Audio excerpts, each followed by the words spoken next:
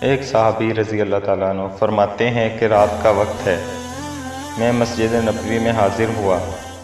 میں نے دیکھا کہ سامنے اللہ تعالیٰ کے محبوب صلی اللہ علیہ وآلہ وسلم تشریف فرما ہیں۔ اس رات 14ویں رات کا چاند اپنی پوری آب و تاب کے ساتھ چمک رہا تھا۔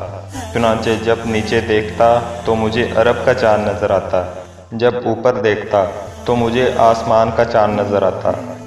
فرماتے ہیں میں تھوڑی دیر کے لیے رک گیا، کبھی میں محبوب صلی اللہ علیہ وآلہ وسلم کے چہرہ انور کی طرف دیکھتا، کبھی میں چاند کو دیکھتا اور پھر سوچتا کہ عرب کا چاند زیادہ خوبصورت ہے یا آسمان کا چاند۔ بالآخر میرے دل نے فیصلہ کیا کہ اے آسمان کے چاند، تو بڑا خوبصورت سہی، تیرے حسن کا دنیا کے اندر بڑا چرچا ہے، لیکن سچ بات یہ ہے کہ جو حسن و جمال میرے آقا صلی اللہ علیہ وآلہ وسلم کے چہرہ انور پر ہے، وہ حسن و جمال تیرے پاس بھی نہیں ہے۔